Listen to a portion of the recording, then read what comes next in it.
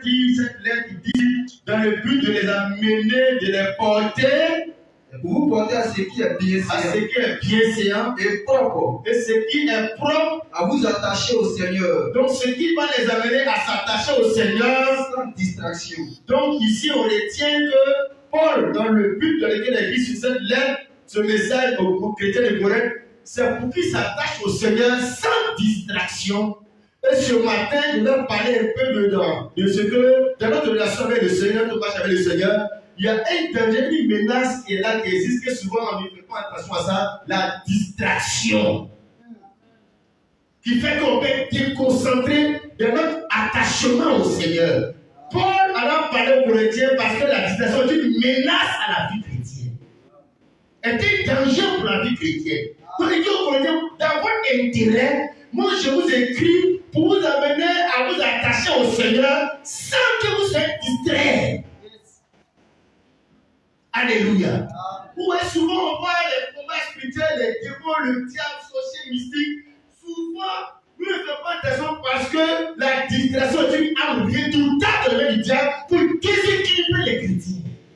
Pour les déconcentrer sur l'enlèvement, la venue du Seigneur, aller au ciel. Alléluia. Moi, bien mes frères, dans la vie naturelle, naturellement dans la vie de tous les jours, est-ce que tu sais qu'il y a des avions qui ont fait crash? Ils sont tombés, les gens sont morts. Tu sais pourquoi? Parce que le pilote était distrait. La distraction, c'est dangereux dans la vie naturellement même. Est-ce que tu sais qu'il y a des élèves qui sont forts à l'école en classe, mais les autres les amènent parce qu'il était distrait, il a fait hors sujet, il a échoué. La distraction. Est-ce que tu sais qu'il y a des femmes, elles ont préparé la maison. À cause de la distraction, elles ont pris le gaz, la maison a brûlé, elles ont mort des enfants, tout le monde est mort. La distraction. Ça, c'est dans le monde naturel. Il y a des dégâts que la distraction, le manque de concentration sur ce que tu dois faire. Quand tu n'es pas concentré, ça peut être dangereux pour toi et pour les autres. Est-ce que des grands médecins, ils ont opéré des malades, ou ils ont donné directement l'injection à des malades. Ils ont tué les malades là par distraction. Ils ne sont pas concentrés sur l'opération de leur mort. La distraction, c'est très dangereux. Est-ce que tu sais que tu peux mettre dans les affaires, nous dans la vie, quelqu'un te donne 5 000 francs, paye quelque chose de 1 000 francs, tu vas donner 4 000. Par distraction, tu penses qu'il t'a donné 10 000, tu donnes 9 000. Donc la distraction peut te faire perdre de l'argent, perdre ta vie. KITB, les cas qu'on voit là, beaucoup de chauffeurs sont des professionnels. Mais par distraction, les gens sont morts comme ça. Quand nous rentrons en bus, la distraction. Ne pas être concentré sur ce que tu dois faire, sur ton travail, sur ton commerce, même préparer. Par distraction, tu peux produire une intoxication alimentaire empoisonner ta famille, empoisonner tes clients. Par distraction, tu peux mettre sucre dans la sauce, tu penses que c'est sain. Je dis la distraction. Aujourd'hui, le monde est dans la distraction. Quand le pays est confronté quelque chose, on parle ici des détournements, les gens, 2 fois, mais les politiciens ils font de l'argent aux influenceurs et puis ils créent des buzz. Ça distrait les gens. Et on papier, ils ont volé l'argent, ils ont fait ça. Voilà, les gens sont distraits ici. Après, on dit qu'il y a un clash, des pasteurs là, les gens sont distraits comme ça. Et que les gens sur Internet, au lieu de chercher les choses spirituelles pour être destinés, ils aiment aller sur les choses de distraction. Les plats, les bêtes, Apoudou, le père gallois, la distraction, ils sont dans la distraction. Football, on a vu ici. L'équipe, les joueurs qui sont par distraction et prévus. La distraction. N'est pas concentré sur le game. N'est pas concentré sur son travail. Quand Paul dit aux Corinthiens que je vais vous parler dans votre intérêt, à vous porter au Seigneur, à vous attacher au Seigneur sans distraction, c'est parce que la distraction est dangereuse pour la vie naturellement comme dans la vie chrétienne. Ça tue. Ça peut t'amener à l'enfer. Ça peut te faire rater l'enlèvement, rater le ciel. Quand tu n'es pas concentré, et c'est une arme redoutable pour le diable. Le diable peut te laisser aller à l'église. Tu es assis là, mais tes matins, tes pensées pour la distraction. Quand tu sors, tu dis que tu es à l'église, mais la distraction fait que tu as raté ton culte. il n'est pas pu me concentrer sur le message. Ou bien sa distraction m'amène à comprendre le message autrement. Par rapport à ce que Dieu va en train de me dire, il me distrait. Et puis il reçoit le message sur l'autre âme. La distraction, la de concentration. Alléluia. Donc, frère bien-aimé, je vais dans un premier temps exhorter chacun à nous, quel que soit son domaine d'activité. Il faut être concentré dans ce que tu fais dans la vie. Si tu es un élève, il faut te concentrer sur tes études. Camaraderie, façon, souvent c'est la distraction du diable pour détruire ta vie. Les gens commencent par là. Les gens scolaires commencent par la vie. Mais le professeur te donne un cours. Si ça va, c'est la distraction. Ça ne crée pas la concentration. Dans ton commerce, dans ton travail, il faut te concentrer. Si tu vends à quelqu'un, même monument, concentre-toi pour que ça soit bien fait, pour que ça soit tout. Si tu es distrait, le ménage ne sera pas fait bien. Le sel peut déborder par distraction. Il faut avoir trop de piment par distraction. Pour dire que dans un programme de la vie spirituelle chrétienne, ma soeur, mon frère, quel que soit le domaine dans lequel tu es, dans ton travail, tu veux donner de l'argent, t'occuper de tes enfants, traverser la route, il ne faut pas être distrait dans la vie, sinon ça va te coûter cher. Tu vas avoir des regrets. Amen, amen. Quelqu'un qui est sur un chantier, qui fait les travaux de chantier de l'immeuble, il est distrait. Les gens qui sont contents des ouvriers, il est dans l'immeuble au chantier, il est tombé, il est mort. Amen, amen. Alors, dans la vie de tous les jours, soyons concentrés, prenons au sérieux, appliquons-nous sérieusement, comme maman Georgette l'a chanté, l'a traduit. Dans les choses que tu dois faire dans la vie, il faut te concentrer pour bien faire, sinon ça peut être dangereux pour toi-même. Amen, amen. Alors dans la vie chrétienne, la distraction est un danger dans notre marche avec le Seigneur. On peut perdre les grâces de Dieu, on peut passer à côté du salut, de l'enlèvement, de la vie du Seigneur, parce que la distraction qui même du diable pour te déséquilibrer et désorienter par rapport à l'objectif final de la vie chrétienne, aller au ciel. Amen, amen. Que le nom du Seigneur soit béni. Dis-moi un bon amen, frère, avec les acclamations. Il n'y a pas de distraction, hein? Il n'y a pas de distraction aujourd'hui, là. Il faut être concentré. Alléluia. Gloire à Dieu. C'est parce que Bartimée était concentré, il n'était pas distrait. Quelqu'un, malgré qu'il était aveugle, parce que même quand il était aveugle, comme il est concentré, que Jésus, le fils de David, passait, ça l'a mené à crier, fils de David, aie pitié de moi. Parce qu'il n'est pas distrait, parce que la foule fait. Il était concentré. Alléluia. Vous voyez, frère, alors, je vais dire un passage pour que tu vois que le Seigneur Jésus nous invite à cette disposition par rapport à l'enlèvement, parce que Jésus a fait ce pour dire qu'il vient comme un voleur dans la nuit. Pour que les gens restent concentrés. Quand un chrétien qui n'est pas concentré, le Seigneur viendra pour surprendre dans la nuit, il ne sera pas prêt. Les tristes. Ne pas concentré sur l'essentiel. Parce que l'essentiel, ce n'est pas la prospérité, ce n'est pas le mariage, ce n'est pas le diplôme, c'est aller au ciel. Il faut te concentrer sur ça. Lisons cela, frère. Luc chapitre 12, à partir du verset 35 jusqu'au verset 42. Luc 12, 35. Que vos reins soient sains. Jésus dit aux disciples que vos reins soient sains. Donc soyez concentrés en un mot. Oui. Et vos lampes allumées. Et vous, oui, soyez semblables, oui, à des hommes qui attendent. C'est ça. Que leur maître revienne des noces, afin de lui ouvrir dès qu'il arrivera et frappera. C'est ça. Heureux, oui, ses serviteurs, que le maître, à son arrivée, oui, trouvera veillant. C'est-à-dire, le Seigneur dit heureux ceux que je vais trouver, ils restent concentrés sur la venue du Seigneur. Je vous le dis en vérité. Je vous le dis en vérité.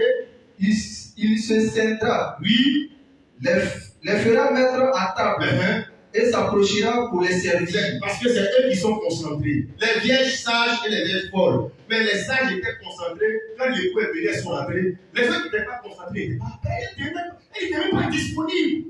La distraction. Verset 38. Il arrive, quand le maître arrive à la deuxième ou à la troisième veille, oui, Heureux ses serviteurs s'il les trouve veillants. Que soit l'heure, le jour ou l'heure, l'année, mais dit heureux ses serviteurs qui va trouver veillant. C'est-à-dire qu'il va trouver qu'ils sont plus concentrés. Vas-y. Sachez-le bien. C'est ça. Si le maître de la maison savait Oui. à quelle heure le voleur doit venir, il veillerait et ne se laissera pas percer sa maison. Oui. Vous aussi, tenez-vous prêts. Vous aussi, les disciples, les serviteurs de Dieu, les chrétiens, tenez-vous prêts. Car le Fils de l'homme viendra à l'heure où vous n'y penserez pas. Voilà pourquoi l'apôtre Paul et les autres apôtres, quand ils prêchaient aux chrétiens, ils disent c'est dans votre intérêt. On vous donne ces enseignements célèbres pour vous porter à vous attacher au Seigneur sans distraction. Comme le Seigneur a parlé comme ça par rapport à sa venue, dans la nuit, on ne connaît pas si c'est la troisième veille, que les gens soient éveillés, soient tout prêts. Alors le diable en action pour les déconcentrer sur ça. Pour les déséquilibrer, les désorienter. Parce que le diable connaît le plan de Dieu. Et ce à quoi ce Seigneur a parlé pour préparer les croyants. Donc le diable, l'ennemi, l'adversaire, qu'est-ce qu'il va faire? Il va vouloir les désorienter, les distraire. Et les gens vont à l'église, ce n'est pas pour ce principal objectif, c'est pour autre chose, c'est la distraction. Il ne faut pas les gars pour le travail, qui te pressent à la télé et te distraire. Parce qu'on peut gagner un travail sans la c'est la distraction. Les gens sont distraits. Ils vont dans tous les sens. Mais dans le fond, il est distrait par la passion à quoi le Seigneur a dit de rester veillant. Le texte que je prends pour approfondir notre réflexion, c'est ce que nous avons lu dans Matthieu chapitre 14. Où voyez, Jésus était avec ses disciples. Et il a demandé à ses disciples de monter de là-bas et de le dévancer de l'autre côté de la mer. Pendant que lui, il allait monter sur la mer. Donc il monte dans la barque, il le dévance, tu vois, sur la mer, dans la barque. Et à un moment donné, au milieu de la mer, dans la nuit là, la navigation était devenue difficile. Parce que la ville de vent était contraire. Parce que la navigation est facile quand la pirogue ou bien le bateau ou bien voilà va dans la direction du vent, c'est facile. Mais quand le vent est contraire à la navigation devient pénible difficile. Donc les disciples, ils sont dans la barque sans Jésus au milieu de la mer. Moi qui le vent est contraire, c'est difficile la navigation. Lisons cela dans Matthieu 14, verset 24. Matthieu 14, verset 24. La barque, la barque, déjà au milieu de la mer, était battue par les flots. C'est ça. Car le vent était contraire. Donc le vent est contraire à quoi? À la direction que Jésus leur a donnée de partir. Le vent est contraire. Donc c'est difficile, pénible. Vas-y. Au verset 25. À la quatrième veille de la nuit, Jésus alla vers eux. Marchant sur la mer. Comme ils étaient tombés de la mer avec des difficultés d'évoluer, d'avancer, le vent leur faisait opposition. Et le Seigneur qui était sur la montagne qui priait, qui a su ça effectivement, la Bible dit, le Seigneur s'est utilisé une barque, a commencé à marcher sur la mer pour venir vers eux, pour dire que quand nous sommes en difficulté, quand le Seigneur nous envoie dans la direction dans laquelle il nous envoie, et puis on va faire son œuvre, on va dans la mission, on marche dans la voie qui nous a dit de marcher, on va rencontrer des difficultés. Mais dès le moment où il y a des difficultés, le Seigneur aussi marche pour venir vers toi pour te faire sortir de la difficulté. Parce que c'est lui qui t'a dit d'aller. Et le Seigneur prend, c'est là, il marche sur l'eau, cette jeune barque, pour rejoindre les disciples. Oh, les disciples, avec le vent contraire, ils étaient paniqués. L'esprit était angoissé. Et puis, c'est au milieu de la mer, et puis il fait nuit. Et puis, à un moment donné, il voit le Seigneur venir vers eux en marchant sur la mer. Donc, d'abord, il y a le Seigneur. Il n'a pas dit qu'après, il va les rejoindre sur la mer. Et puis, il fait nuit. Et puis, déjà, même après le vent contraire, donc déjà, même tu sens les blocages, les oppositions. Là, tu vois un peu le diable, les attaques déjà. Donc, dans cette pensée-là, il faut quelqu'un qui vient de là marchant sur la mer. La Bible dit, ils étaient troublés, ils étaient paniqués, ils étaient là, frère, ils commençaient à pousser des cris de détresse. Parce qu'ils voyaient qu'en plus de la main qui est contraire, ils voyaient une adversité qui venait vers eux. Alléluia. Le verset 27, vas-y frère. Quand les disciples le virent marcher sur la mer, Yes. ils furent troublés Les disciples étaient troublés. et dirent, c'est un fantôme. Et dans leur frayeur, Oui, ils poussaient des cris. c'est ça. Jésus leur dit aussi, Jésus leur dit aussitôt, rassurez-vous, rassurez-vous. c'est moi. N'ayez pas peur. Amen. Vas-y, verset 28. Pierre lui répondit, Alors Pierre n'est pas encore tranquille. Pierre fait des assurances, des garanties. Parce que Pierre aussi sait que le diable se déguise en main de lumière. Le diable peut tromper par le nom de Jésus. Comme souvent certains chrétiens, lui partout dit Jésus, lui s'en va. Partout au nom de Jésus, miracle, ça va. Les apôtres se disent que mais ça c'est trop facile, Satan peut faire ça. Le diable peut marcher sur l'eau. Le diable n'est pas fait, je suis Jésus. Le diable peut dire ça à quelqu'un. Je suis Jésus. Je suis l'éternel des armées. Il dit que bon, si c'est toi, puisque les apôtres savent que le diable fait tout, mais le diable ne peut pas créer les limites des manifestations du diable. Que le diable a des limites. Donc il va soumettre, si c'est le diable, si c'est un fantôme, il ne va pas le soumettre à une épreuve que le diable peut faire. Il va le soumettre à des choses qu'il ne peut pas faire pour savoir si c'est lui. Alors, il dit, Seigneur, si c'est toi, Pierre lui répondit, il croit que le Seigneur peut tout, mais le diable ne peut pas tout. Alors, il dit, si c'est toi, Seigneur, le Seigneur peut tout. Si c'est toi, Seigneur, vas-y. ordonne que j'aille vers toi. Ordonne que moi, Pierre, l'homme, moi qui suis l'être humain, J'aille vers toi sur les eaux. un être humain ne peut pas marcher sur l'eau. Si c'est toi, Seigneur, vraiment capable de marcher sur l'eau pour aller vers toi. Et il dit, Oui, viens. hein? Pierre sortit de la barque Pierre sortit de là-bas, et marcha sur les eaux il marchait sur les pour eaux, aller vers Jésus. on s'arrête là. Quand Pierre a demandé, si c'est toi, alors qu'il vient vers toi, le Seigneur dit, viens. Et Pierre sort de là-bas, il marche sur les eaux pour aller vers Jésus. Ça, c'est le résumé de la vie chrétienne. La vie chrétienne, c'est le fait que Jésus t'appelle. Et puis tu réponds à son appel, puis tu viens vers lui. Tu viens à lui. Ça, c'est l'image du résumé de la vie chrétienne. Alors Pierre sort de là-bas. Pierre se met à marcher sur l'eau. Et il avance vers Jésus. Oh, tout à l'heure, le vent était contraire. Le vent, quand même, inquiétait. Regarde, frère. Quand Pierre marchait pour aller vers Jésus, ses yeux étaient fixés sur Jésus. Son attention était concentrée sur Jésus. Tout son corps était à disposition et dans la direction de Jésus. Et il marchait pour aller vers Jésus. Après ce moment-là, frère, sa vie, sa marche avait un poids équilibré sur l'eau. De la manière Jésus avait un poids qui pouvait le mettre sur l'eau, Pierre aussi avait le même poids comme Jésus de marcher sur l'eau. Parce qu'à ce moment, il marche concentré en portant ses regards sur Jésus. Quand Pierre marchait comme ça, frère, sa vie est équilibrée. Sa marche est équilibrée. Il marche sur l'eau. Il marche comme Jésus marche sur l'eau. Il a le même poids que Jésus sur l'eau. Et la Bible dit, il avançait, il marchait au fur et à mesure pour aller vers Jésus. Alors, la question qu'on a se poser, qu'est-ce va faire le diable? Parce que le plan du diable, c'est de nous empêcher que nous puissions réussir notre marche qui consiste à aller vers Jésus. La vie chrétienne, c'est de marcher, aller à la rencontre du Seigneur. L'enlèvement, c'est de marcher parce que nous allons aller à la rencontre du Seigneur dans les airs. Donc la vie chrétienne, c'est de quitter un point A, soit le monde, le péché. Et puis Jésus m'appelle, je marche vers Jésus, pour aller vers Jésus chaque jour. Je m'en vais dans sa direction. Mais le diable, lui, veut perturber cette rencontre, cette marche.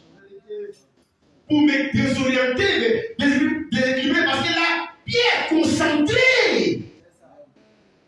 Après de ses amis de la barque, il pensait à la maison, Satan, il n'a pas mangé, mon appétit, il a laissé tout ça, il est concentré, focalisé sur Jésus.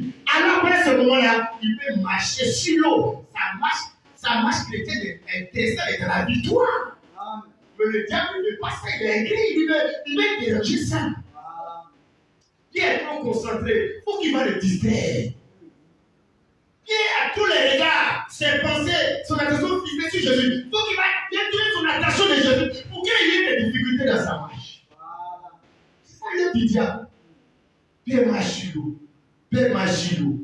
Et la Bible dit, à un moment donné, on peut le lire au verset 30.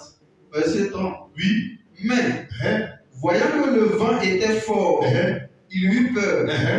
Et comme il commençait à s'enfoncer, il s'écria, Seigneur, sauve-moi. Mais le verset 30 montre que ce vent était dansé. Bon, le vent soufflait, le vent était contraire.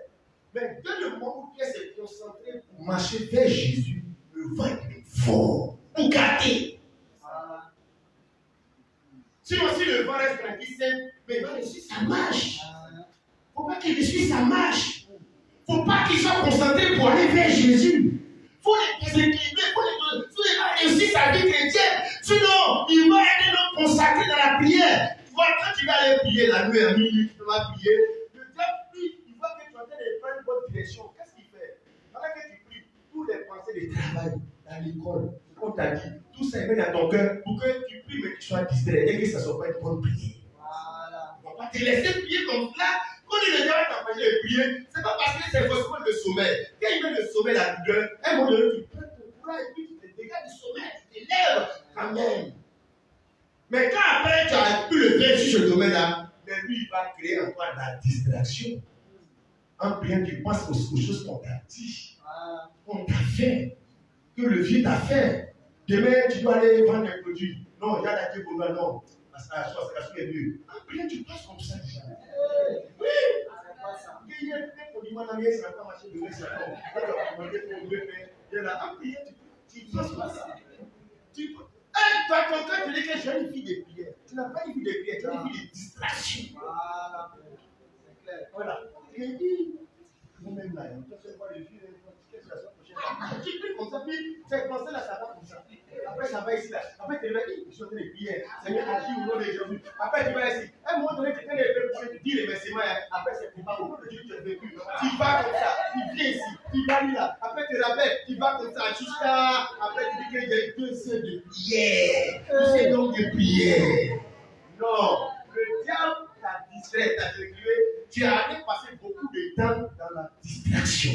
Tu viens à l'église à 9h à midi, tu dis je suis à l'église, je suis à l'église. Mais quand tu t'es assis là-bas, là, dans ta tête là, est-ce que le diable t'a laissé consacrer sur la question? La chemise du pasteur.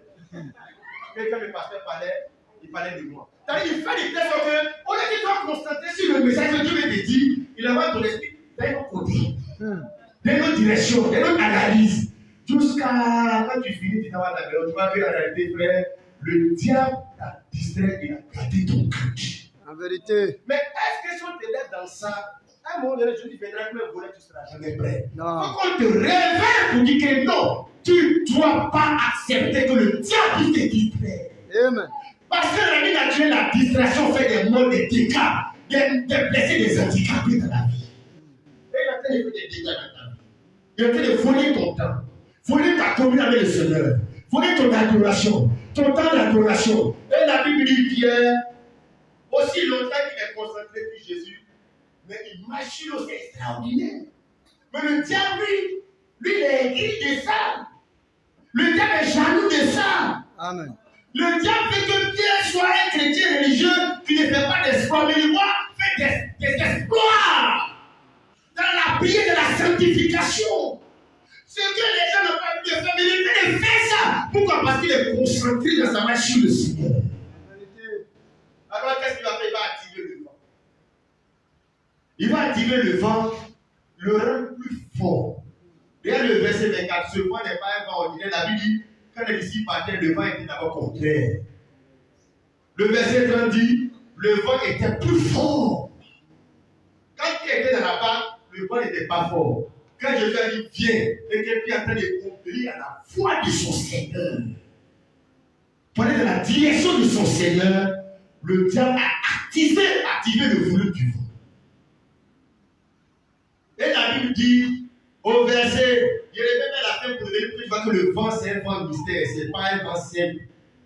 Alors au verset Voilà, verset 32. Donc, quand Pierre s'éloigne, il a dit, Seigneur, sauve-moi, le Seigneur l'a attrapé ça pour le remonter. Regarde le verset 32. Verset 32. Et il montait dans la barque. Donc, quand le Seigneur a attrapé Pierre, Pierre s'enfonçait, le Seigneur a attrapé sa main, il a sauvé Pierre, puis les deux sont montés dans la barque. La Bible dit, et il montait dans la barque. Et le vent cessa. Mais c'est bizarre. Mais pourquoi le vent arrête de souffler fort? C'est pas un vent simple. Donc le vent devait continuer de souffler, même quand Pierre a été sauvé par le Seigneur, ça va souffler, continuer. Mais la Bible, le vent a cessé parce que le soufflement du vent fort là, c'était un but précis, c'était une activation du diable pour déséquilibrer sa marche vers le Seigneur. De la manière que Dieu ne fait rien au hasard, le diable ne fait rien au hasard. La Bible dit Pierre, marche sur le palais vers le Seigneur, il avance, il évolue. Il faut éviter que Pierre rencontre le Seigneur. Alors le diable active le vent. Le vent devient fort. Quand le vent devient fort, Pierre est distrait. Il détourne son attention, ses regards sur le Seigneur pour porter son attention, ses regards sur le vent, sur la force du vent. Le diable a réussi. Le diable l'a distrait. Le diable l'a eu. Quand il a désorienté, je vais te donner une image, tu vas comprendre. Je suppose que voici le Seigneur Jésus. Et puis voici Pierre. Et voici le diable ici. Lui voit que Pierre avance vers le Seigneur concentré, il est en train de suivre sa marche. Le diable qui est ici, il faut qu'il rentre en dehors pour créer des équilibres, pour qu'il ne puisse pas atteindre son objectif. Et la Bible dit que le vent souffle fort. Pierre qui regardait le Seigneur ici, il détourne son regard du Seigneur pour le porter ici sur le vent, sur les difficultés, sur ce qui peut lui faire peur. Or, la peur, c'est un mauvais sentiment négatif. Donc, les mauvais sentiments commencent à venir dans son cœur. La peur, c'est un manque de confiance. Donc, il n'a plus confiance dans le Seigneur sur lequel il est focalisé même. Il y a quelque chose qui est brisé dans sa foi, dans le Seigneur. Donc il a peur. Il a peur pour son avenir. Il commence à avoir des inquiétudes, à avoir peur pour sa vie. Il commence à ne plus faire confiance au Seigneur. Quand l'homme du diable s'est déterminé à douter de la voie sur laquelle il a de marcher pour arriver ici. Et la Bible dit, quand il a détourné son attention du Seigneur, pour le porter sur le vent, il a eu peur, donc les mauvais sentiments sont venus dans son cœur. Quel mauvais sentiments sont venus dans son cœur? Est-ce que c'est que son poids a changé? Son poids qui fait qu'il était équilibré sur nous là, il a commencé à devenir lourd, charnel. Il a commencé à s'enfoncer. Parce que les mauvais sentiments que le bas sur lui là, ça ne peut plus donner d'avoir un équilibre spirituel sur l'eau. Maintenant, il va s'enfoncer. Car le diable sur les mauvais sentiments. Les mauvais sentiments, ça t'amène à dérailler, à te perdre, à devenir lourd. Mais ce n'est pas bien que tu as été léger sur l'eau là. Il y a quoi de plus de plus s'enfonce dans l'eau? Quand le diable a suscité la peur, le doute, quand il a distrait, c'est fini, il a pris son équilibre, il a commencé à s'enfoncer. Voilà les conséquences de la distraction des chrétiens. Il s'éloigne. Regarde, frère. Le verset 30 dit, mais voyant que le vent était fort. Voyant, c'est le verbe voir. Mais comment il a vu que le vent était fort? C'est parce qu'il a arrêté de voir et de regarder le Seigneur pour voir ses difficultés, ses épreuves. Frère, la distraction pour le diable, on va aller pas à pas. C'est aussi de t'amener à être distrait par les difficultés de ta vie. Il utilise ça pour te distraire, pour te faire peur. Et à un moment donné, tu n'as pas te concentrer sur ta vie chrétienne, mais toute ton attention est sur de régler tes problèmes, tes difficultés, tes enfants, ton avenir, parce que tu vois, tu ne fais plus confiance au Seigneur pour régler ça. La distraction qui perd ton équilibre, tu t'enfonces, tu vois, tu deviens lourd. Spirituellement, tu n'as plus d'énergie, tu n'as plus de foi. Et la Bible dit, Pierre, voyant que le vent était fort, comme il commençait à s'enfoncer. Il s'enfonce. Qu'est-ce qu'il a fait s'enfoncer? Le diable l'a déséquilibré, a régulier la force du vent. Il a eu peur, il a regardé ça, il a été déconcentré, il n'a pas été disposé le diable l'a perturbé et il a commencé à s'enfoncer. Donc il a fait se noyer. La distraction a été amené à mourir, à se noyer. Il a fait se noyer d'un mauvais sentiment que le diable a dans lui, la peur, le noir, la haine, la colère, la rancœur. C'est des mots, ça te noie, tu meurs dedans.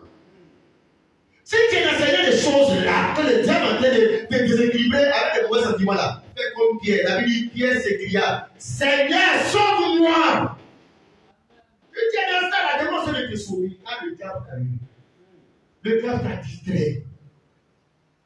Ta marche, où le Seigneur t'appelle, tu obéis la voix du Seigneur, tu es concentré là. Quand tu marches comme ça, le diable n'aime pas le métier. Tu sais à quoi ressemble la vie chrétienne? C'est comme quand Pierre marchait là. Il marche sur l'eau, mais l'eau est sur lequel il marche pour lever le Seigneur là. Mais c'est mortel, c'est dangereux. De telle sorte que ça exige que tu te concentres, Pierre.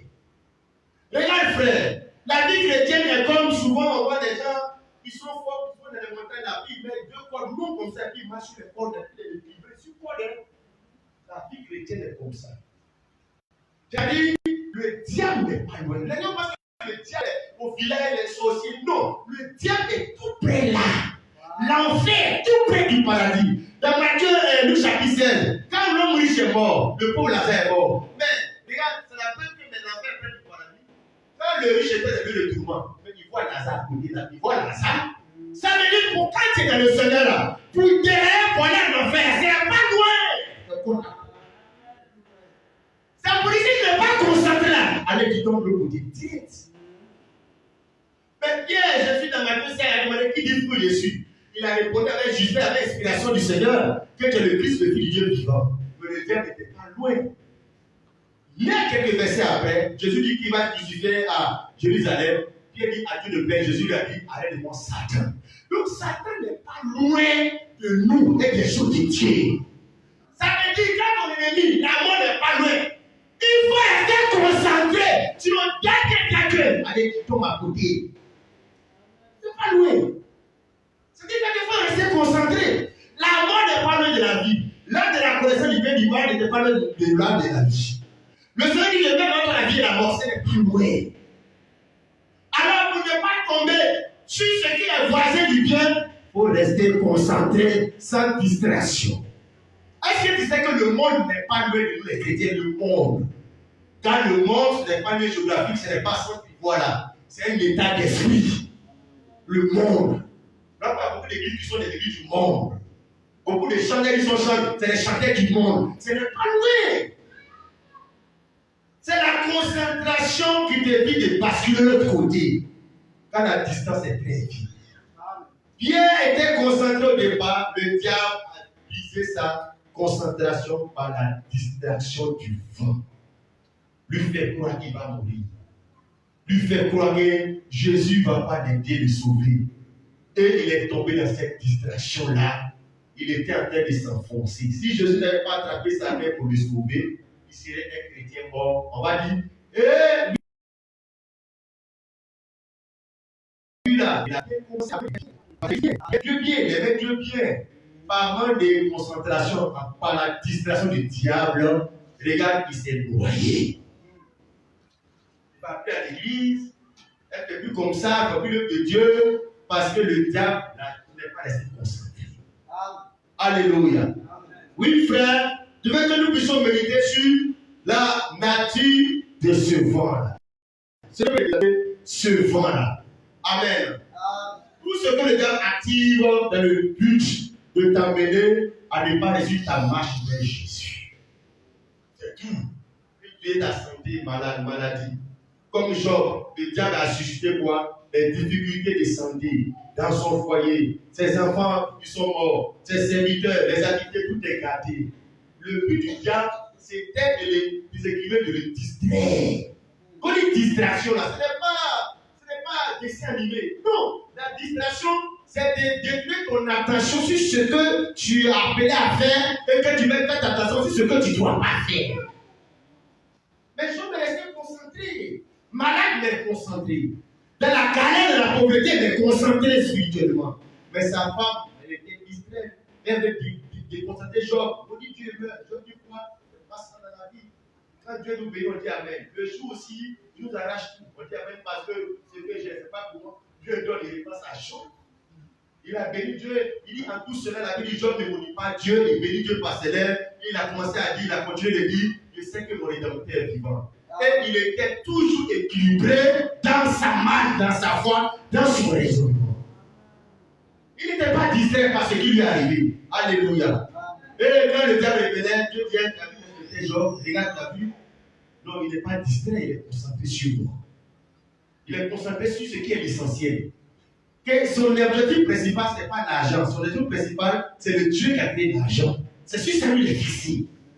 Son objectif, ce n'est pas le mariage, mais le Dieu qui a créé le mariage. C'est sur ça qu'il est fixé. Parce que le mariage, l'argent, le travail, un jour on peut le perdre. La santé, un jour on va perdre. Reste concentré sur ce qu'on ne va pas perdre. Sur les vraies richesses. Sur la vraie joie, le vrai travail. Pas sur la vie éphémère, temporelle, mais sur la vie éternelle. Le diable te distrait sur les bénédictions d'un temps, mais toi, vous recherchez les richesses éternelles. Reste concentré là-dessus. Alléluia. Qu'est-ce que le fond là peut nous représenter encore? Comme une image de quoi encore? Frères et sœurs, disons, Jérémie 5, verset 13 ans, nous allons rentrer dans les profondeurs maintenant. Jérémie chapitre 5, verset 13. Ce vent qui souffle fort, qui a fait que Pierre s'est senti obligé de regarder, de se déconcentrer, de se détacher des choses de Dieu et de se faire du mal lui-même. Jérémie 5, verset 13. Les prophètes ne sont que du vent. Ne sont que du vent. Et personne ne parle en eux. Les prophètes sont représentés par le vent. Le vent, c'est l'image d'un prophète, donc des serviteurs de Dieu, des hommes de Dieu. Le diable, là, la chose qu'il a dit pour détruire les gens. Comme Pierre est croyant, Pierre est un croyant, un chrétien, il sait Dieu, il croit Dieu, il croit les apôtres, il croit les prophètes. Si le diable a utilisé quelque chose pour les déséquilibrer, les distraire là, mais il utilise quelque chose de son bord, de son milieu de croyance. Aïe, si toi tu es un chrétien, est-ce que le diable va prendre un musulman, un imam pour te désorienter? Non, il va prendre quelqu'un du corps dans lequel tu crois là pour te déséquilibrer. Donc tu es un chrétien, il va prendre un prophète, un pasteur, un homme de Dieu pour te désorienter. Parce que c'est ce que tu crois naturellement. Les prophètes ne sont que du vent et personne ne parle à eux. Lisons Hébreux 1, verset 7 encore pour appuyer sur là. Pour dire que ce qui était plus fort, qui était comme vent, la Bible dit que Pierre voyant cela, on peut dire que c'est l'image des faux prophètes que le diable active. Comme ces prophètes, ces hommes de Dieu, ces pasteurs, ça peut donner envie à Pierre de s'intéresser à ça. Or, c'est le diable qui est derrière, qui veut enfoncer les noyés au travers de qui? Quelque chose qui fait partie des choses de Dieu. Hébreux 1, verset 7. Hébreux 1, 7. Oui. De plus, il dit des anges. Dieu dit des anges. C'est lui qui fait de ses anges des vents. Dieu fait de ses anges des vents. Et de ses serviteurs, oui, une flamme de feu. Donc, les anges veut dire messager. Dieu là, c'est un prophète. Comme ces messagers, il fait des vents. Ils sont comme du vent. Des messagers des vents, ils sont dans sa main. Donc les messagers, selon Hébreux 1, selon Jérémie 5, les hommes de Dieu, les prophètes, même les anges qui sont aussi des hommes de Dieu, des serviteurs, ils sont dans la main de Dieu, ils font des vents. Amen, amen. Alors, voyons que le vent que Pierre a regardé, comme je dis, ce n'est pas un vent simple. Pourquoi les vents cessaient de souffler qu'elles sont montées dans la barre? Pourquoi les vents devenaient plus forts qu'elles étaient dessus sa marche? C'est l'image des faux prophètes, des faux hommes de Dieu que le diable utilise pour déséquilibrer les chrétiens. Parce qu'un chrétien qui est fixé sur l'enlèvement, le ciel, Jésus était bientôt, ça l'amène à avoir la crainte de Dieu, la sanctification. Un chrétien qui a sa vie chrétienne, vraiment où ses regards sont portés sur le Seigneur, les faux hommes de Dieu, qu'est-ce qu'ils font? Ils désorientent l'esprit de ces gens-là pour que les regards se détournent du Seigneur pour se porter sur eux, les hommes de Dieu, et non plus sur le Seigneur. Ah, mais c'est ça la distraction. C'est ça la distraction. C'est ce que le diable fait, la distraction. Avant, les pasteurs, ils n'étaient pas, les noms ne sortaient pas dans le monde, dans la poudre des vidés. Maintenant, même quand les chrétiens prient, le Dieu le Dieu de souverain a conduit. Tout ça parce qu'on veut donner l'esprit des chrétiens du Seigneur pour les porter sur les hommes de Dieu. C'est la distraction. Et mon papa, le père, le fils, c'est la distraction. Jésus a mis la prévention sur père. Mais pour le faire, parce qu'ils sont des chrétiens distraits, parce qu'ils sont spirituels. Papa, mon papa, daddy, tata, mon fils, vous êtes distraits. Le Seigneur a dit ça, mais le diable l'a distrait quand même. Des photos des pasteurs partout. C'est que le diable distrait les gens, ça finit par rentrer dans les subconscients, dans les logiciels. Il doit tout à l'homme de Dieu là. Si les chrétiens, c'est à cause de l'homme de Dieu. Si les mariés, c'est à cause de l'homme de Dieu. Alléluia. Frère, regarde ce que Hébreux 12, 1 dit. La distraction du diable, ça te déséquilibre, ça t'enfonce. Tu ne réussis pas ta marche chrétienne parce que tu détournes tes regards sur l'essentiel, sur celui qui t'a dit viens. Quand Jésus a dit à Pierre, viens. Qui a appelé Pierre, c'est Jésus. Qui nous a appelé, c'est Jésus qui nous a appelés. Venez à moi. Alors la marche chrétienne consiste à porter ses regards sur le Seigneur qui m'a appelé. Comment tu peux porter tes regards sur moi, le pasteur, comme est-ce que moi je peux mourir pour toi? Est-ce que moi je peux t'appeler au salut? Donc comment est-ce que tu peux dire que à cause de telle chose, tel pasteur, tu vas pas regarde, le diable t'a distrait. Parce que tu dois poser ta foi sur celui qui est le chef de l'église Jésus-Christ. Donc ça fait que parce qu'un homme reste un homme de Dieu, on appelle homme de Dieu d'abord. Tout homme de Dieu, il a ce qu'il a de humain charnel. Tant que tes gars ne sont pas visés sur Jésus, sur les hommes de Dieu, c'est que le diable t'a distrait. Donc quand tu as la flash. Vas-y frère. Hébreux 12, verset 1 à 2. Nous donc aussi. Regarde ce qu'il dit. Nous donc aussi. Puisque nous sommes environnés. Nous sommes environnés. D'une si grande nuée de témoins. Yes. Rejetons tout fardeau. Rejetons tout fardeau. Et le péché qui nous environne si facilement. Le péché nous environne très facilement. Comme tu as dit, l'enfer n'est pas le paradis. Le péché là, c'est facilement qu'on tombe dans le péché. Parce que le Seigneur a dit à Caïn, le péché se couche à ta porte. Le péché n'est pas loin de nos cœurs. Il dit le péché nous environne si facilement. Et courons avec persévérance. Courons avec persévérance. Dans la carrière. Dans la carrière. Il nous est ouvert. Il nous est ouvert. Ayant les regards sur Jésus. On court pour aller vers quelque part. On court pour aller d'un point à un autre. Et on court pour aller dans la carrière qui nous est ouverte. Ayant les regards sur Jésus. Sur Jésus. Donc on court. On a les regards sur Jésus. Vas-y. Le chef est le consommateur de la foi. Le chef est le consommateur de la foi. Qui en vue de la joie qui lui était réservée, a souffert la croix. C'est lui qui a souffert la croix. Méprisé, ignominie. Et s'est assis à la droite. C'est ça. Tu peux t'arrêter là, frère. C'est à quoi il va venir vous dire, mais c'est sur qui on porte les regards, sur Jésus. À cause de quoi? La Bible est le chef et le consommateur de la foi. Le chef de ta foi n'est pas ton pasteur, ni ton père spirituel. Le chef de ta foi, c'est Jésus. Tu portes tes regards sur ce chef-là. La foi est chef, c'est Jésus. Mais dès que dans la foi dans le Seigneur-là, il n'y a pas quelqu'un qui peut me dire moi et puis Jésus, parce que c'est sur le chef ma foi et de fils mes gars dans ma carrière de prière. Vous voyez comment le diable nous distrait? Ça dépend de la vie de Dieu là. Qui est le chef? Qui est le chef de ta vie chrétienne? Il t'a appelé à servir Dieu à la vie chrétienne. Il dit Jésus est le chef de la foi. Si Jésus est le père de la foi, qui est notre père spirituel? C'est Jésus. Amen. Parce que la Bible dit que la foi c'est un don de Dieu. Ça ne vient pas de vous. Vous voyez ce que Dieu a fait? Toujours amener les chrétiens avec leur foi sur les hommes de Dieu et les besoins du Seigneur. C'est une distraction ça. C'est un déséquilibre. Regarde ce que l'Écriture dit encore, Éphésiens 1, verset 20.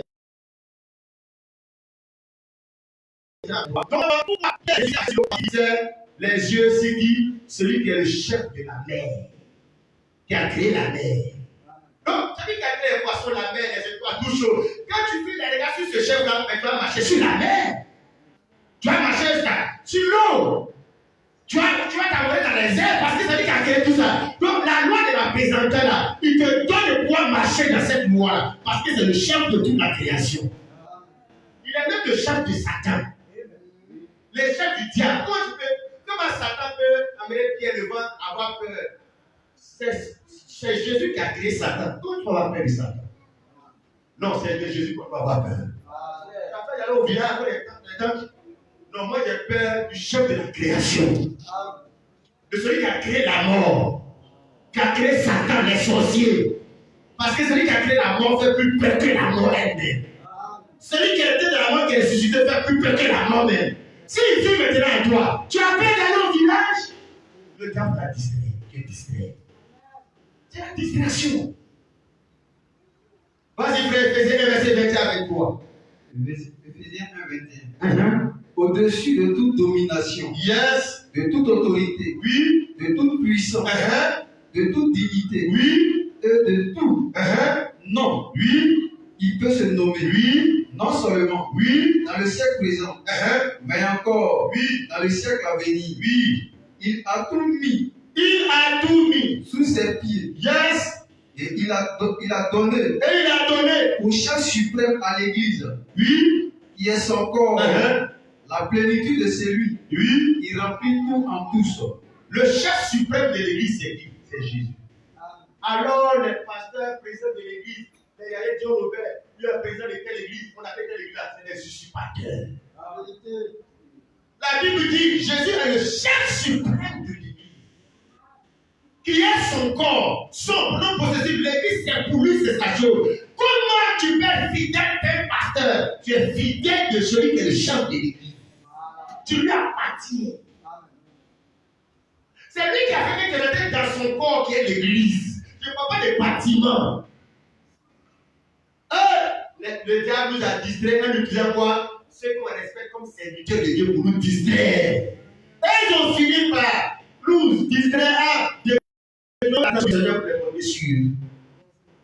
Le diable l'a fait. Et ça a fait qu'il y a les branhamistes. Et les voilà, c'est William Branham, Katou Philippe. Le diable t'a distrait. Plus des messages sont dans la distraction. Le prophète William Branham qui va photo de Branham qui est sorti. Regarde, le chef de suprême de l'église, c'est Jésus. Alors qui va avoir sa photo dans l'église? Tu vois mon frère? C'est la distraction du diable. Et on devait des sectaires, des dénominationnels, même pas des chrétiens, on devait des dénominationnels, des catholiques, baptistes, parce que le diable distrait les gens avec la dénomination des titres, les noms dénominationnels. Au lieu de dire que je suis chrétien, non, je suis de Christ, il dit que je suis baptiste. Regarde, tu es distrait. L'esprit de la. Les gens n'arrivent même pas à s'identifier par rapport au nom de Jésus, mais au nom des assemblées d'église.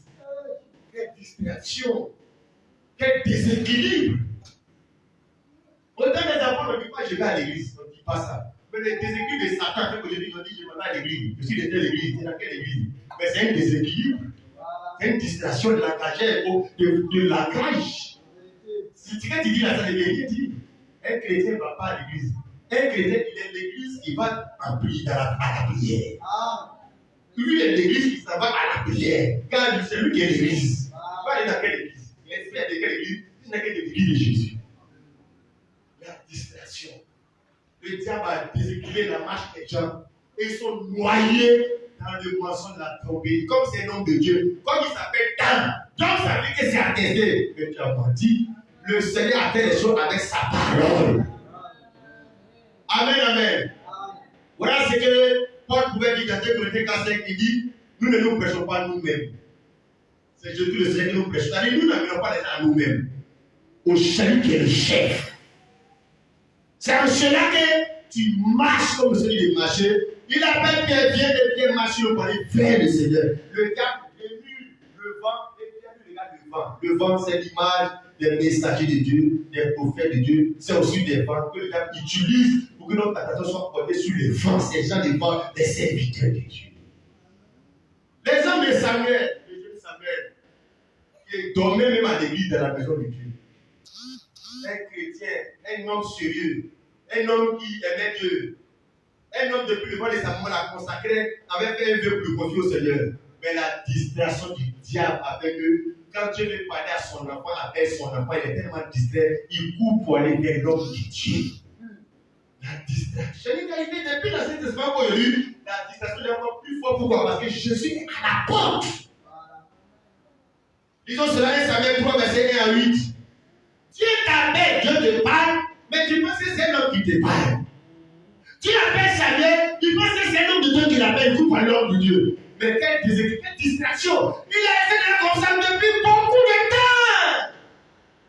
Jusqu'à ce que Dieu le sauve, comme il a dit, Seigneur, sauve-moi. 1 Samuel chapitre 3, verset 1. 1 Samuel 3, verset 1. Oui. Le jeune Samuel Tout servi de l'Éternel devant Élie. Oui. La parole de l'Éternel était rare en ce temps-là. C'est ça. Les visions n'étaient pas fréquentes. En ce temps-là, Élie, qui commençait à avoir les yeux troubles, oui, et ne pouvait plus voir, était couché à sa place. Oui. La lampe de Dieu n'était pas encore éteinte. C'est ça. Et Samuel, oui, était couché dans le temple de l'Éternel, où était l'arche de Dieu. Donc Samuel là, il habitait dans la maison de Dieu. Il habitait à côté de l'arche de Dieu. J'ai dit, frère, tu peux habiter même près de lit, de matelas de Dieu, et puis le diable peut te distraire. Tu peux dormir à l'église, le diable peut te distraire. Il faut rester concentré. Quand le diable n'est pas loin de Dieu. Samuel était au service de Dieu, il dort dans le temple. Et Dieu appelle son enfant dans la maison. Donc quand tu viens dans la maison de Dieu, c'est normal que Dieu t'appelle. Tu sais comment Dieu l'appelle Samuel? Quelqu'un peut pas Samuel.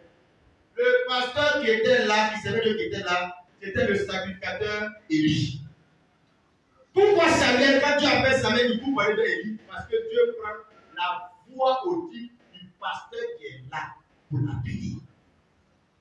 Le pasteur, si ton pasteur est un baoulé dans l'église qui va, c'est sa voix orale audible de baoulé là. Il prend pour t'appeler.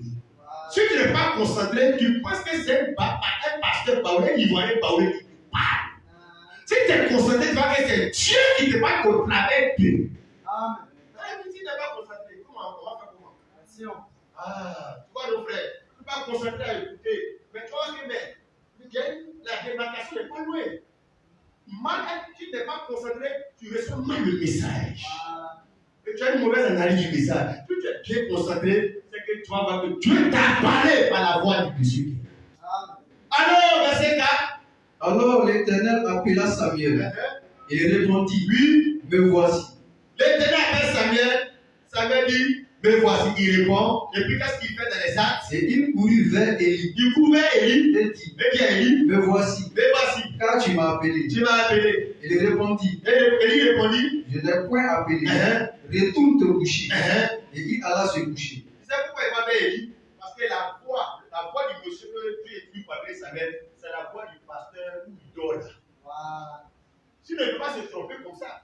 Quand chacun connaît la voix de son frère, de son ami, c'est là qu'il est, c'est son tuteur, c'est son papa, c'est là qu'il mange. Connaît la voix du gars quand même. Même au téléphone, si le frère Charles m'appelle, allô, pas ça. Je dis allô Charles, comment tu vas? Je sais que c'est sa voix. Si Madame Félix appelle son mari, c'est sa voix. On identifie les voix facilement, surtout qu'on a coutumé au village dans la même maison. Donc Dieu prend la voix d'Élie, le pasteur, pour appeler Samuel. Mais là, il faut une concentration pour faire la voix audible d'un homme et la voix de Dieu au travers d'un homme. Il va vers Élie une fois. Vas-y, frère. L'Éternel appela de nouveau Samuel. Et Samuel se leva. Oui. Alla vers Élie. Et dit, oui, me voici. Me voici. Car tu m'as appelé. Élie répondit, je n'ai point appelé. Mon fils, oui, retourne te coucher. Ah, frère, dans la vie là, on fait gaou une fois, une fois. Mais quand ça se répète, les gens me montrent vont te dire, ah, toi aussi. Dans la même maison là, je pense que tu m'as appelé. Ma mère me voyait que moi, c'est pas toi, elle va me coucher. Je l'ai dit en fait, ah, tu m'as appelé. C'est parce que je suis convaincu que mais c'est ta voix. Donc il y avait deux les deux là pour dire, frère, Dieu dit la voix de celui à qui tu as accoutumé de parler. Reste concentré, tu vas détecter la voix de Dieu. Tu n'es pas concentré, tu vas prendre ça comme c'est un homme qui te parle. C'est un homme qui te parle. Donc les gens passent à côté de ce que Dieu veut leur donner. Pourquoi? Mais le diable avoir la distraction, le manque de concentration. Deux fois, troisième fois, vas-y frère. Samuel ne connaissait pas encore l'Éternel. Ne connaît pas encore Dieu. Et la parole de l'Éternel ne lui avait pas encore été révélée. C'était un enfant qui ne connaît pas c'est un enfant. Il n'est pas comme lui. Vas-y, frère. L'Éternel appela de nouveau Samuel. Dieu aussi. Dieu ne change pas. Il faut changer la façon de faire. Dieu ne change pas sa parole. C'est l'homme qui doit s'adapter au système de Dieu. Amen. Mais si tu l'appelles un Toura, il ne pas. Appelle-le maintenant, il n'y a pas.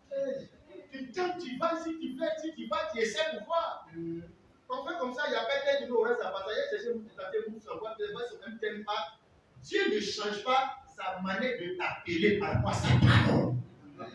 Si vous avez fait 10 ans dedans, il va faire 10 ans et toi. Jusqu'à ce que c'est toi qui sois concentré pour quitter de la distraction. Vas-y, frère.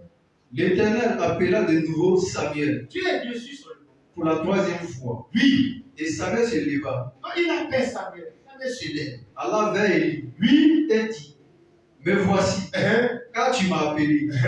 Élie comprit que c'était l'Éternel. Ah, Élie a compris que le gars là, il est distrait. C'est Dieu qui l'appelle. C'est pas le diable. Il n'est pas concentré. Il ne fait pas la part des choses, la voix de Dieu, la voix de Dieu. Il ménage tout. Donc il ne fait qu'il doit au pouvoir de l'église. Tu peux être dans l'église, être dans 10 ans, 100 ans, 20 ans, et puis tu n'es pas concentré. Tu vas peut-être parler, toi tu vas rester là, parce que tu n'es pas concentré. La distraction. Le diable est le vent. Regarde le vent, il déséquilibre Samuel. Samuel est désorienté. Il ne sait plus comment faire. Dieu l'appelle, regarde, il n'est pas concentré. Et heureusement que le pasteur Élie, c'est un bon pasteur, il a compris que le gars là, c'est un problème à son niveau. Il est distrait. Il n'est pas concentré sur le Seigneur. Il n'a pas son attention fixée sur le Seigneur. Le diable a amené son attention se fixer sur moi. Et puis, sa foi est sur moi. Son adoration est sur moi. Dieu l'appelle, mais c'est moi il voit. Dieu le gronde, c'est moi il voit. Dieu le critique, c'est moi il voit. Dieu lui parle de son péché, c'est moi il voit. Ah! Dieu, on se dit, mais Dieu parle là directement. S'il va prendre une manière, c'est toi qui lui. Dieu ne change pas sa manière. Il appelle tout Samuel avec la voix audible, la voix locale, la voix vocale de Élie, le pasteur qui est là. Et la quatrième fois, vas-y frère, Samuel, et il dit à Samuel que c'est Dieu qui appelle l'enfant. Et il dit à Samuel, Élie dit à l'enfant, va, couche-toi. Et si l'on t'appelle, si maintenant on t'appelle, tu diras, faut dire, parle éternel, car ton serviteur écoute. Qu'est-ce qu'Élie a dit à faire? Élie a fait déléguer comme Paul écrit aux Corinthiens. Je vous écris pour porter à vous attacher au Seigneur sans distraction. À votre intérêt. Donc, c'est le ministère maintenant qu'Élie doit faire, que son chrétien est distrait. Que celui qui prie dans son lieu de culte, son ministère, qui donne à lui, il est distrait. Sinon, Dieu est là. Mais la distraction fait qu'il ne sait pas que Dieu est là. Donc, son ministère consiste à faire quoi? L'aider, comme Pierre a aidé les chrétiens dans l'intérieur, à se porter à sa attention au Seigneur, à écouter la parole de Dieu, la voix de Dieu, aller à l'église, sans distraction. Dieu va le bénir. Parce qu'il passe à côté de sa bénédiction, il rate. Il fait des dégâts. Dieu est avec lui, Dieu lui parle. Mais le diable, le distrait, ça fait que c'est du gaspillage. Les prédications, c'est gaspillage. Dieu l'appelle. Tout ça, c'est gaspillage. La grâce que Dieu lui faisait là, Dieu ne faisait pas aux autres jeunes de son âge dans Jérusalem, en Israël. Cette grâce que Dieu lui faisait, regarde, il gaspillait, il ratait ça. Parce que le diable voulait le distraire. 1 an, 2 ans, il est déjà sonné. Et Élie a compris qu'il faut qu'il aide ce frère. Sa maman, non, elle a trop souffert pour la voir et elle a fait don au Seigneur comme vu. Mais sa maman sera malheureuse de voir que l'enfant est laissé à l'église. C'est un distrait. Quoi? Elle était stérile, elle a fait pour un enfant, elle allait donner à Dieu de tout son cœur. Regarde ce qu'il fait à l'église, ce qu'il est. Amusement. C'est l'amusement. L'amusement dangereux. Il va partout, son esprit est parti comme ça. Il n'est pas concentré. Ouais, frère, tu peux être une bonne assemblée, mais tu vas avoir une bonne concentration. Une bonne assemblée, je vais rien dire d'abord. Parce que c'est une affaire de toi et Dieu personnellement, quand le Seigneur est personne. Dieu ne nous parle pas ce matin dans un groupe. Dieu te parle à toi personnellement, il te parle à toi personnellement. Chacun parle sa part. Il dit que celui qui a les oreilles entend ce que l'Esprit dit aux églises. Si on dit l'Esprit dit aux églises au pluriel, pour ne pas que ceux qui ont des oreilles, on dit celui qui a. Parce qu'on met un groupe comme cela, on peut les faire concentrer. Moi, je suis concentré maintenant sur ce que l'Esprit dit chez nous. Mais c'est ça, frère. Alors, il dit de tout te coucher. Si on t'appelle prochainement, parce que la vie, c'est Dieu, Dieu là.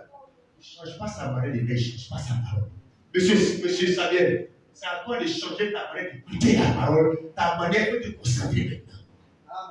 Change ta manière d'aller dormir. Ou maintenant la rue là, dors autrement. Yes. Va te coucher près de lâche autrement. Il faut écouter autrement. Il faut te concentrer maintenant. La parole ne va plus tomber à terre, la parole va tomber dans ton cœur. Il allait se coucher d'une nouvelle disposition dans laquelle son pasteur Élie a positionné. C'est ça ce que Pierre voulait faire aux Corinthiens pour aider. Parce qu'il a compris que son fidèle Samuel, il ne grandit pas. Il est là, mais il ne sait pas exploiter les choses que Dieu lui donne. Alors il va les mettre dans la concentration. Samuel, ça va se coucher. Comme c'est quelqu'un qui aime le Seigneur, il va obéir à l'orientation de son coach. Qui va le concentrer à être béni par le Seigneur. Parce que lui, ce qu'il peut faire, c'est de le coacher. Mais ce n'est pas lui qui est son Dieu. Il ne peut pas te donner des directives seulement. Le reste, ça c'est toi et puis tu faut aller, Dieu va te parler là-bas. Vas-y, frère. Et Samuel alla se coucher à sa Samuel place. va se coucher à sa même place. L'Éternel vint L'Éternel vient. et se présenta. Et il l'appela encore. Il appelle encore Samuel. Il l'appela comme les autres fois. Pourquoi il dit comme les autres fois? Parce que Dieu ne change pas sa manière de libérer sa parole. Comme les autres fois. Mais cette fois-ci, Samuel est dans une nouvelle disposition de concentration. Donc il y aura couragement et Samuel va recevoir la bénédiction du Seigneur pour sa destinée maintenant. Parce que maintenant il est concentré. Avant la non. Vas-y, frère. Il l'appela comme les autres fois. Samuel. Samuel. Samuel. Samuel. Et Samuel répondit. Conseil de son pasteur Élie est rentré.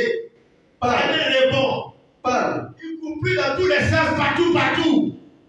Des prophètes, quand des prières églises. Non. Il croit que si tu vas dans l'assemblée de la parole, que la Bible là où d'autres doivent simplement se ressusciter, concentré là, tu vas voir la gloire de Dieu. Tu n'es pas concentré, tu vas au Nigeria, Ghana, tel prophète, ça va. Quand tu as comme ça, tu vas voir les prophètes, Dieu n'est qu'à les parler. Dieu te parle même toujours la Bible, Dieu parle quand tu vas quand tu dors, mais tu n'es pas concentré. Dieu te parle. Et Dieu ne fait des émotions, donc en même temps, les pauvres prophètes vont entrer maintenant en scène. Voilà, Dieu n'est pas seulement de concentration qu'il fait, frère. Et on connaît la suite, on va même essayer de couvrir le temps. Et la Bible dit, Samuel, concentré, reçoit la parole du Seigneur pour son orientation. Depuis ce jour-là, il est resté concentré toute sa vie. Mais au départ, il y avait une difficulté. C'était un bon religieux. Quelqu'un qui fréquentait les lieux de 8 ans, aller à l'église. Mais le diable le déséquilibrait toujours. Mais heureusement que son pasteur l'a aidé à être concentré sur le Seigneur.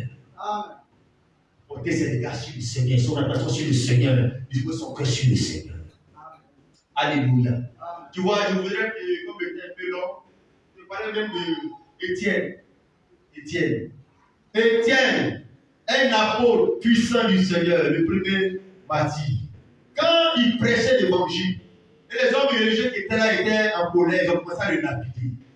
Frère, le monsieur là, est-ce que tu sais qu'il est resté concentré même dans la douleur là, parce que il a compris que le plus important, ce n'est pas de se concentrer sur lui, mais sur le Seigneur. On va repousser un peu le texte.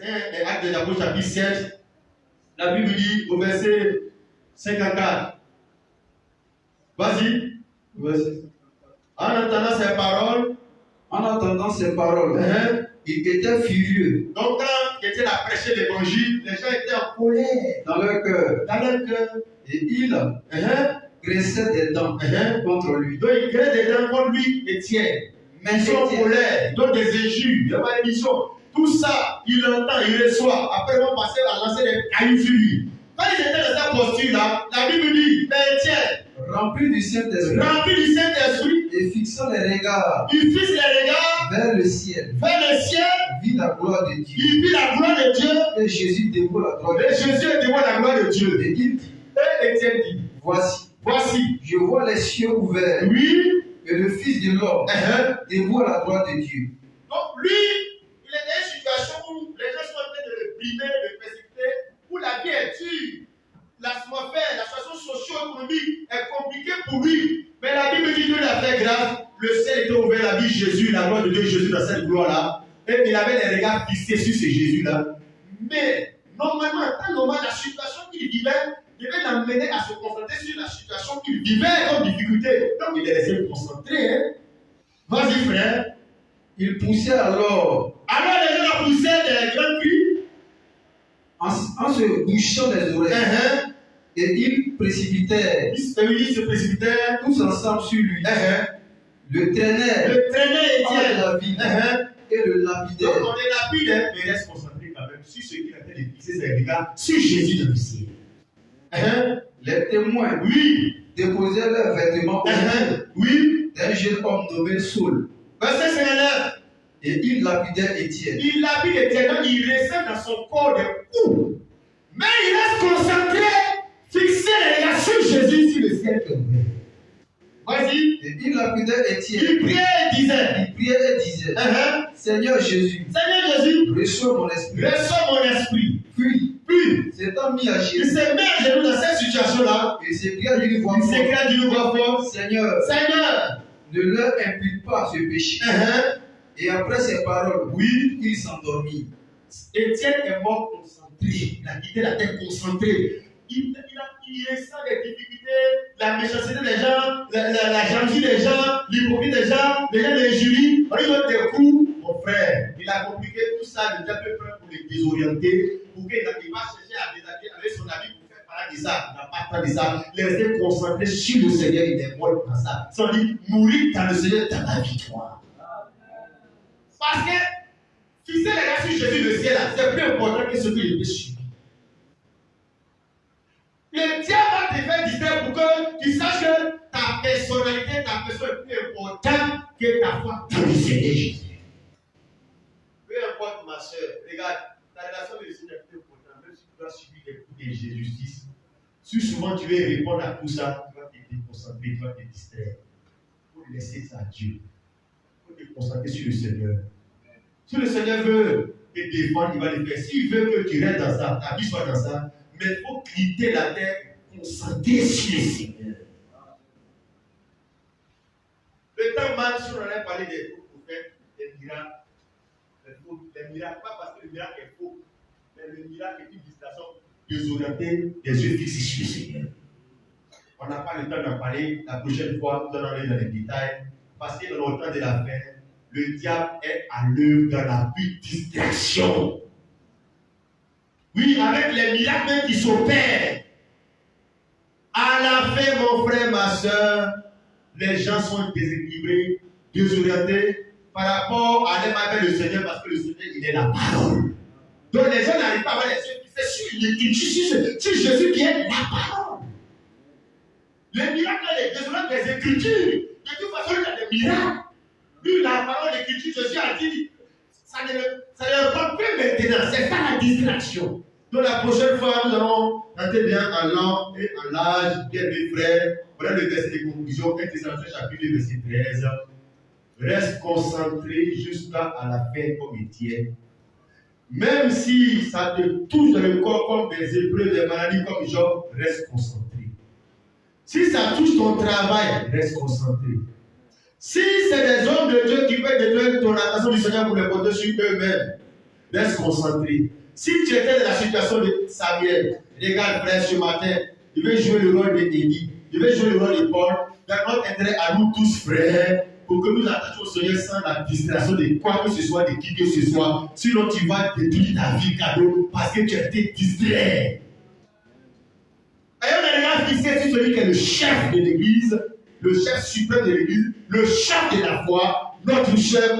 Aucun pasteur n'est ton chef. Aucune personne n'est ton chef. Porte les regards sur celui qui est ton chef. Vas-y frère, 1 Thessaloniciens chapitre 2, verset 13. Verset 13. Pour nous, non, laisse ce verset-là, du Colossiens 2, 18 à 19. Comme c'est la conclusion, Colossiens 2, 18 à 19.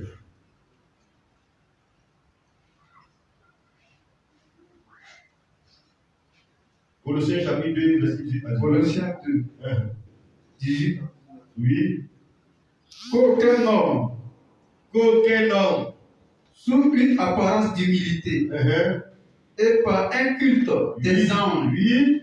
ne vous ravisse Hein. à son gré Yes. le prix de la couche, Oui. tandis qu'il s'abandonne C'est ça. à ses visions Hein. et qu'il est enflé Oui. d'un vain orgueil Hein. par ses pensées charnelles, Virgule. sans s'attacher au chef. Le problème, c'est le chef. On doit s'attacher au chef. Sans s'attacher au. Il fait tout ça là, mais sans s'attacher au chef. dont tout le corps Hein. assisté Oui. et solidement Hein. assemblé Hein. par des jointures Oui. et des liens Hein. tire l'accroissement Hein. que Dieu donne. Alléluia. Un véritable miracle divin de Dieu est opéré pour qu'à la fin je m'attache au chef de Jésus-Christ.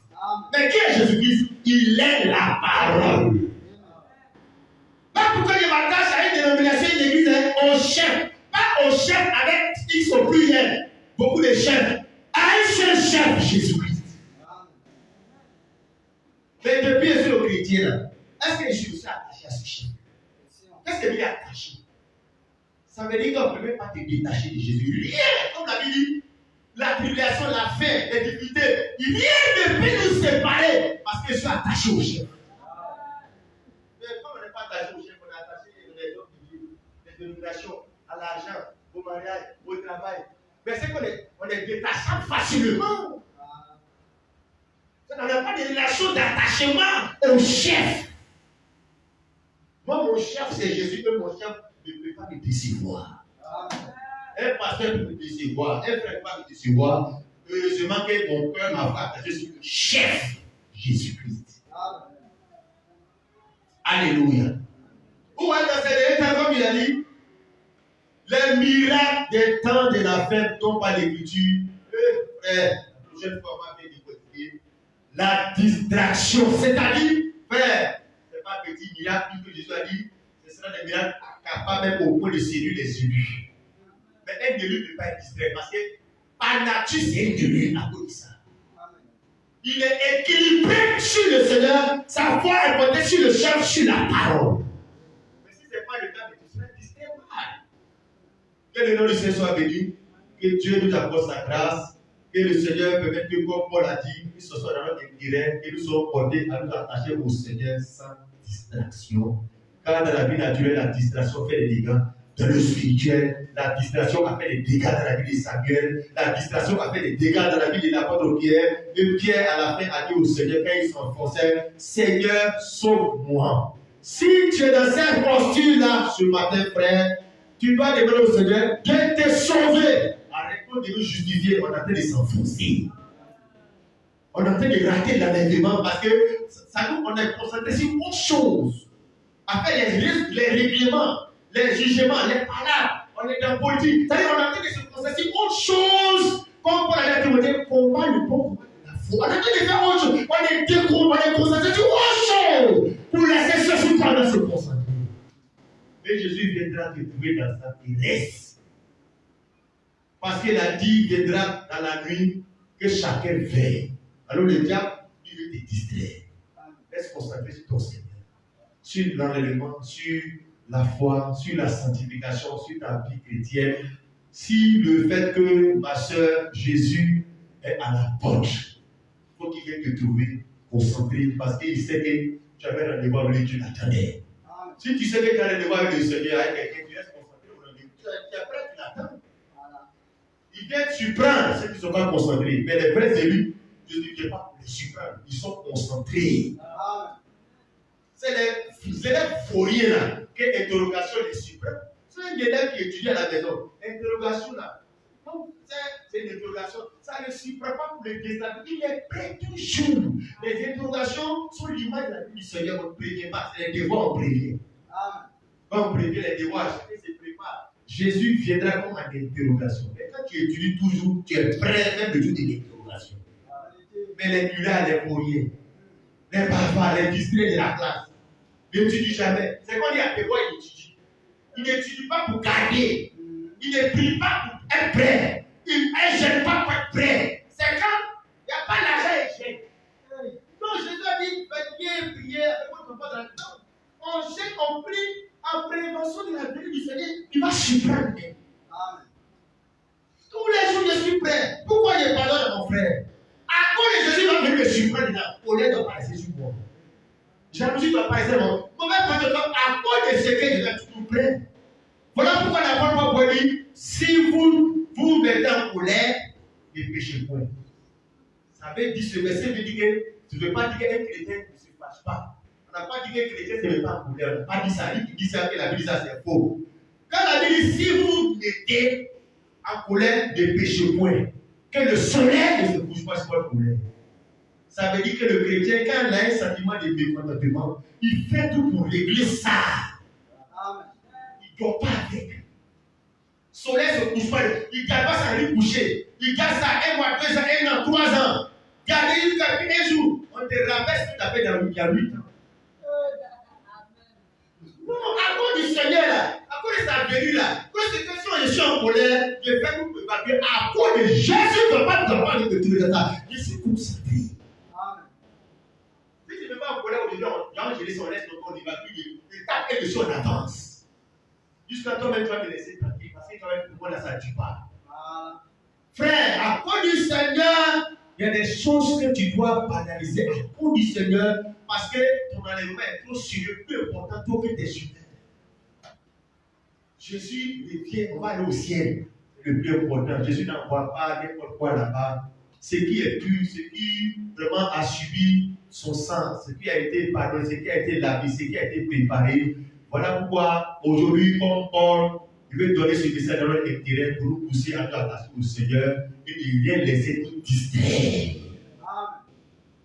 Pas laisser le diable te distraire. Quand tu vois ton frère déconner, ce n'est pas lui que tu dois voir, c'est le diable qui est derrière ça. Sinon ton frère c'est un bon frère, ta soeur c'est une bonne soeur, mais c'est le diable qui est derrière. Quand tu es concentré, tu ne vois pas le frère. Tu vois que c'est l'oreille qui s'est laissé influencer, tu vois que c'est le diable. Quand tu es concentré, c'est comme ça que tu fais la lecture des choses. Mais quand tu n'es pas concentré, c'est comme ça que tu vois ton frère. Puisque le diable est très content de ça. Reste concentré. Porte les regards sur le Seigneur, marche sur l'eau. Même si Satan fait ses bruits, n'écoute pas. C'est pas que tu veux écouter, tu vas t'enfoncer bien. Il faut fermer tes oreilles. Quand tu es marché sur l'eau là, quand Satan le vent est fort là, il ne faut pas écouter le bruit du vent. Il ne faut pas écouter, prêter attention sur ce qu'on a dit que tu n'es pas bon là. C'est ce que Jésus pense de toi qui est important. Prends ça pour marcher.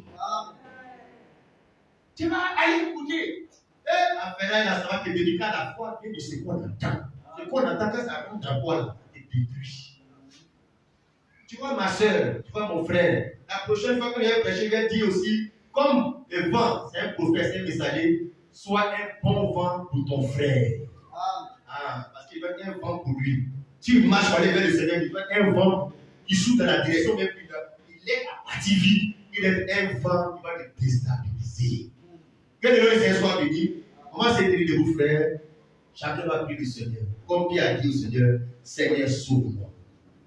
Sauve-moi de ce que, quand je marchais bien dans ta direction, mais la distraction est venue. À cause des soucis de la vie, la distraction. Rien ne marche.